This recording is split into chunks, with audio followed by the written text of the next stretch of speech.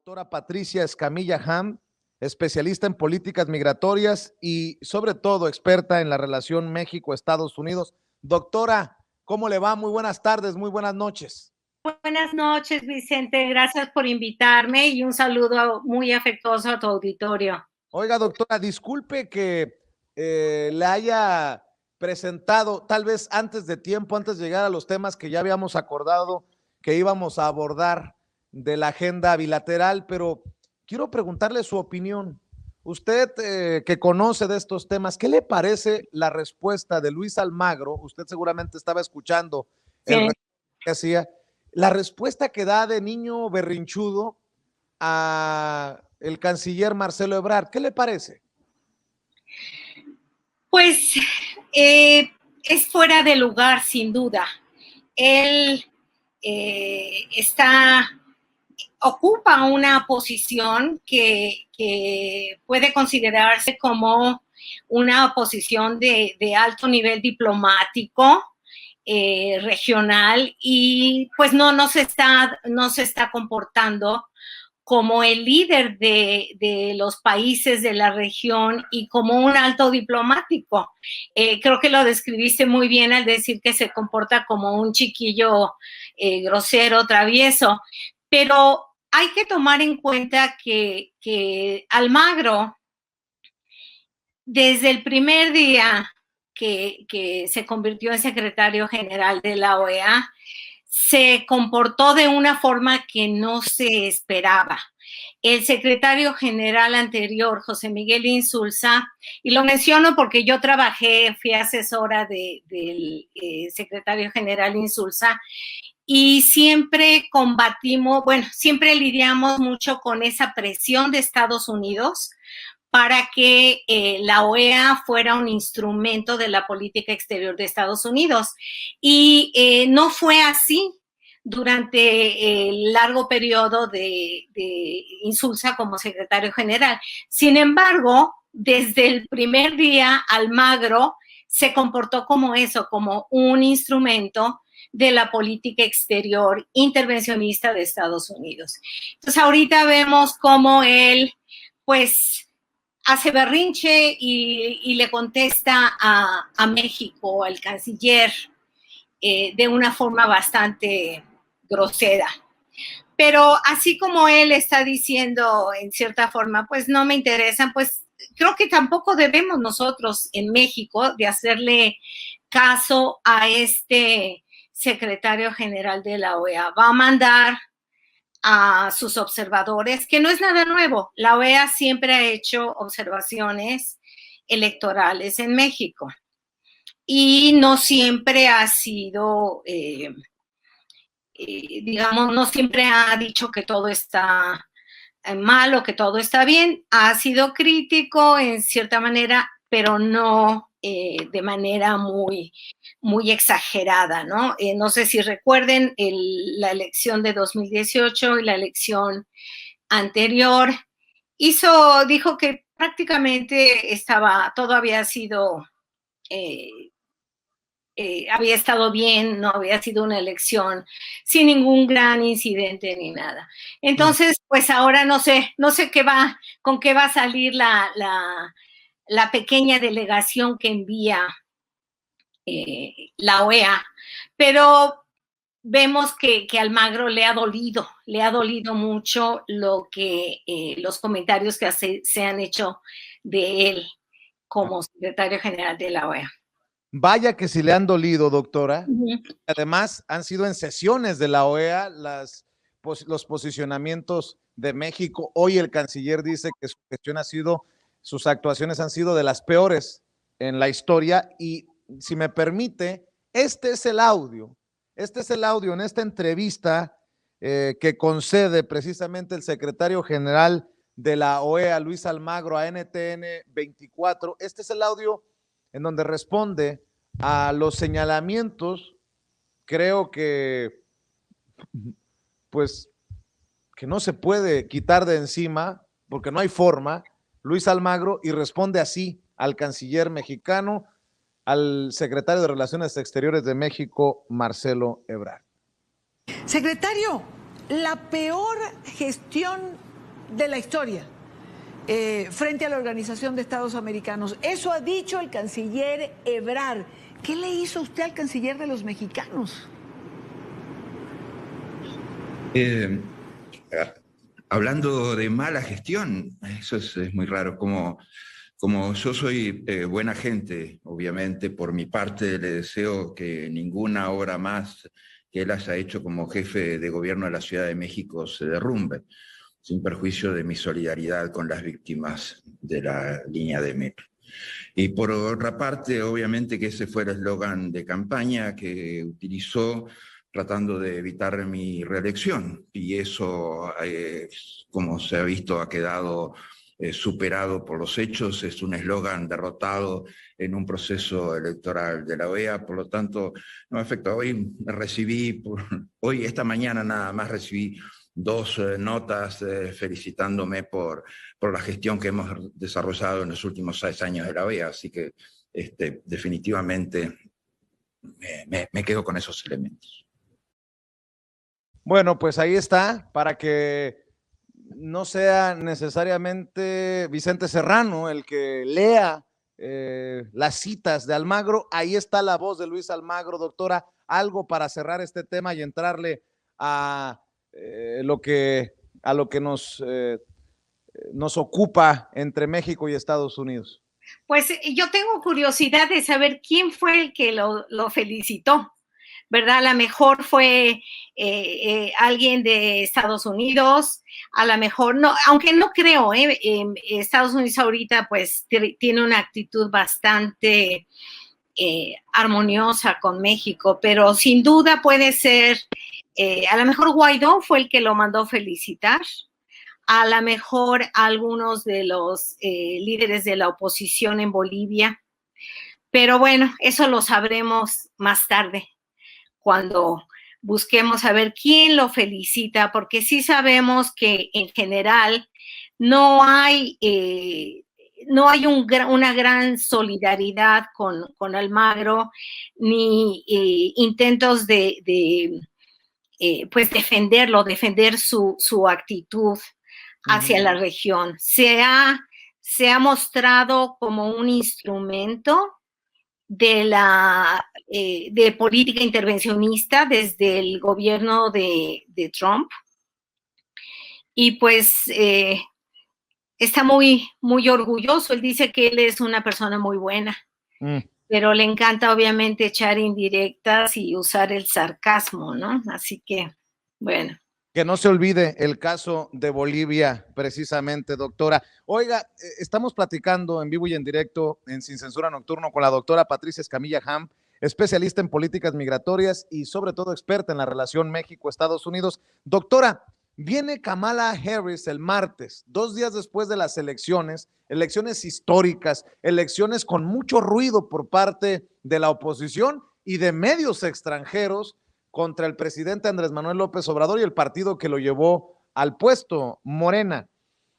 La visita de Kamala Harris, la vicepresidenta de Estados Unidos, 2 días después de las elecciones, ¿esto es un acierto, un desacierto, un error, una coincidencia? Desde su trinchera como experta, ¿cómo ve esta visita tan cercana a las elecciones de la vicepresidenta de Estados Unidos?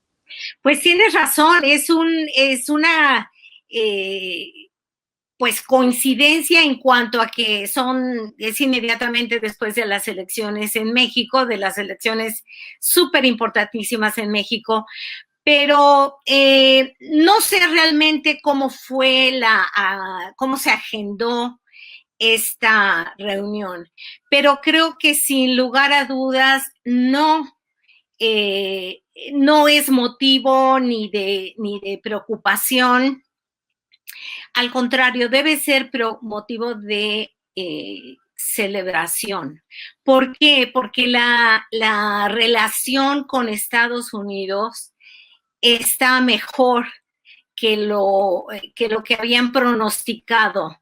Y más allá de lo que publica incluso The Economist, porque casi pide a Joe Biden y a Kamala Harris que vengan a meter en cintura a López Obrador, ¿no?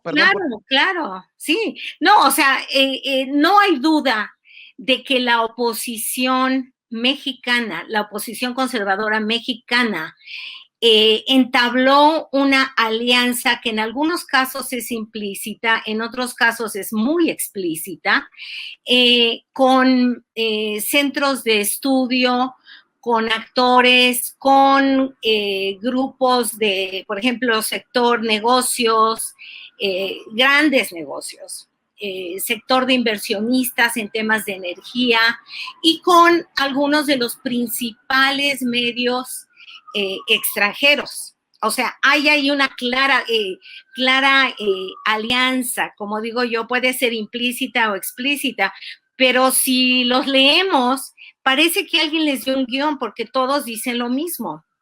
Entonces, el mensaje que han transmitido desde fines de mayo, de alrededor del 20 y tantos de mayo, empezaron a pronosticar que venía, como dices tú, a jalarle las orejas a AMLO, que venían a exigirle en cuanto a que cambiara sus políticas en cuanto a seguridad, en cuanto a energía, en cuanto al TEMEC. En fin, pronosticaron todo tipo de fricciones y tensiones. La realidad es que no ha pasado nada y la realidad es que el gobierno del presidente Biden está teniendo una relación armoniosa con AMLO por varias razones, Podríamos decir que por un lado, él no tiene tiempo para hacerle caso a las quejas de estos opositores, de estos quejumbrosos, porque es lo que son, o sea, ir a acusar a AMLO de estar haciendo las cosas mal, de estar destruyendo la democracia, etcétera, que son, no podría ni siquiera decirse que son cuestionables porque se sabe que muchas de esos alegatos son falsos, pero la mayoría de sus alegatos son o falsos o cuestionables y cualquiera que haga un análisis objetivo, con datos duros, con una variedad de fuentes, porque eso es lo que caracteriza a los medios extranjeros. Todos básicamente recurren a las mismas fuentes, a las fuentes que son actores de oposición, organizaciones de oposición. Por ejemplo, pues ya sabemos, se ha nombrado mucho a Mexicanos contra la Corrupción y la Impunidad, a Causa en Común, a Signos Vitales, y otros, ¿no? Oiga, doctora, Uh-huh. y ya que está abordando este tema de Mexicanos contra la corrupción y la impunidad, tensa de alguna manera la relación México-Estados Unidos, el hecho de que el presidente Andrés Manuel López Obrador haya mandado esa nota diplomática que parece que no le han respondido aún desde Estados Unidos, pidiendo explicaciones de cómo la USAID, la NET, a través de la Embajada de Estados Unidos en México, está financiando a opositores, algo que el presidente dice es injerencismo, es incluso golpismo, podríamos decir muchos. Este financiamiento de Estados Unidos a organizaciones para combatir la corrupción en el mundo, que se mantendrá de acuerdo a lo que anuncia el gobierno de Joe Biden ayer mismo. Deme su opinión acerca de esto y considera que esto es en respuesta a la nota diplomática de López Obrador. Yo no lo creo, pero hay nada. como Dolia Esteves desde Washington que aseguran que es una respuesta implícita y otros como Riva Palacio, columnistas que dicen que tanto no lo tomó en cuenta, que es una bofetada para Andrés Manuel López Obrador, palabras más, palabras menos. Esto, ¿cómo lo ve usted, doctora? Bueno, para empezar, yo respeto muchísimo a Dolia, la considero una amiga, convivimos en Washington cuando yo vivía allá, y al decir que es una digamos, una insinuación a las declaraciones del presidente López Obrador, pues uno podría decir que, bueno, habló de un tema que le incumbe al gobierno del presidente López Obrador. Sin embargo, yo no lo veo así, yo no lo veo ni siquiera como una insinuación dirigida a México. Al contrario, el presidente Biden habló de la ayuda internacional que Estados Unidos está planeando para el mundo en general. Entonces, en eso nombró a la agencia que se llama USAID, Agencia Estadounidense de Ayuda de Desarrollo Internacional, que es una agencia que tiene muchísima trayectoria y que da financiamiento a organizaciones que se pueden considerar como legítimas y que están dedicadas a proyectos de desarrollo, a estudios de temas socioeconómicos, pero también hay algunas que son como Mexicanos contra la Corrupción y la Impunidad, que funcionan más bien como grupos de presión de la oposición política en México. Hacen estudios, es parte de su estrategia, hacer estudios para utilizarlos como un instrumento para, en este caso, golpear al gobierno de AMLO. Yo recibo diariamente varios estudios que se han hecho por ejemplo, por signos vitales. Hace todo tipo de estudios y siempre tienen ese propósito y se explícitamente hablan de medir la actuación del gobierno del presidente López Obrador.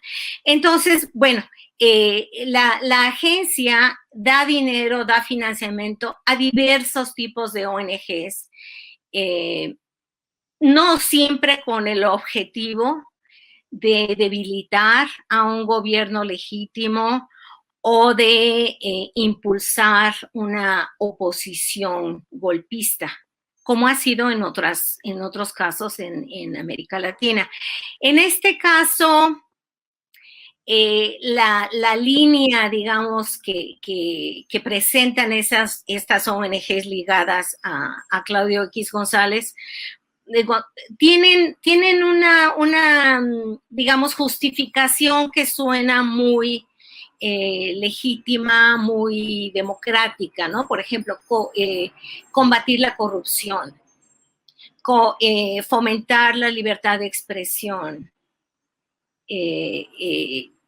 los estudios, ¿no? contra la pobreza, etcétera. Pero no se le ha dado en Estados Unidos la dimensión política de estas organizaciones. Claro. Yo dudo que Estados Unidos vaya a aceptar retirar el financiamiento en respuesta a la petición del presidente López Obrador.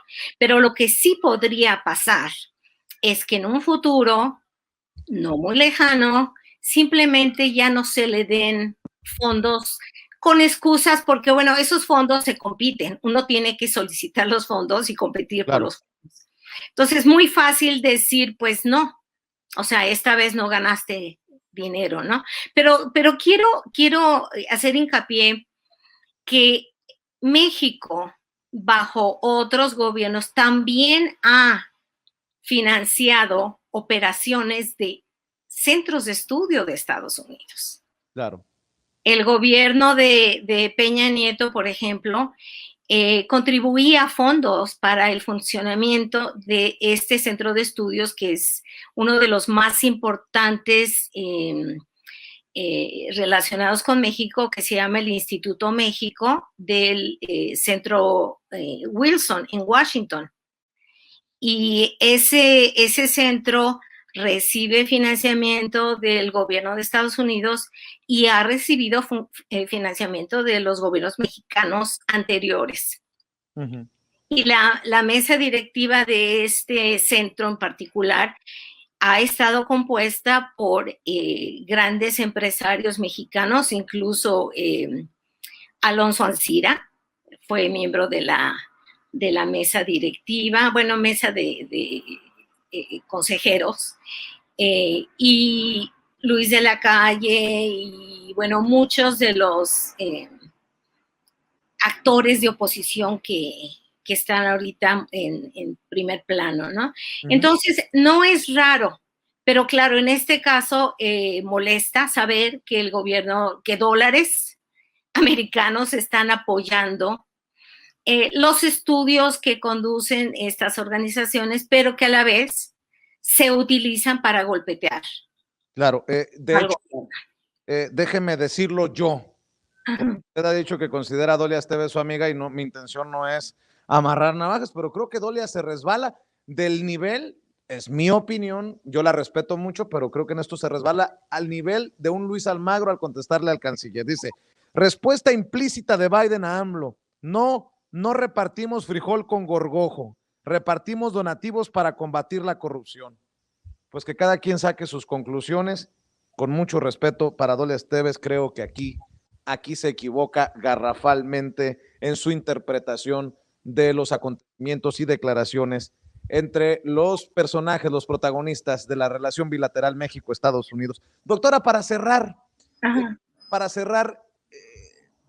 no va a estar Kamala Harris en el Senado, no se llegaron a consensos y no es el momento para llevar a la vicepresidenta de Estados Unidos a la Cámara Alta, al Senado de la República. ¿Alguna repercusión negativa ante esto? No, no creo que ninguna. De hecho, no había ninguna, digamos, expectativa de que ella iba a estar. Precisamente hoy leí un artículo de El País, hacen una entrevista a Jorge Castañeda el 26 de mayo, y él dice que no, que no hay ninguna indicación de que va a visitar al Senado y que tampoco se va a reunir con organizaciones no gubernamentales mexicanas. Lo que sí va a pasar, sí hay una reunión, una reunión con ciudadanos estadounidenses y otra reunión con ONGs. Lo mismo hizo en Guatemala, y esa es ya una tradición, podría decirse, de que se reúnen con las actores de la sociedad civil, que seguramente van a ir a lloriquearle a Kamala Harris, pero es importante que entendamos que Kamala Harris no es una actora poderosa en la Casa Blanca ni en el gobierno de Estados Unidos. Claro que es una mujer importante, claro que es una funcionaria de súper altísimo nivel, pero Kamala Harris no tiene ni dientes ni la capacidad para venir a llamarle la atención al presidente mexicano. Ella tiene realmente lo que está haciendo. Sabemos que el papel de vicepresidente es muy simbólico, ¿no? Es de protocolo. En este caso, a Kamala se le dio una tarea que alguien tenía que hacer, y Biden, pese a que la considera como uno de sus principales temas de la región, la cuestión de la migración y la seguridad fronteriza, él no lo podía atender, no es tan relevante en el sentido de que él lo pudiera atender. Así que, bueno, envía a Kamala, es un honor, pero hay que recordar que ella no tiene ni voz ni voto en lo que se va a decidir.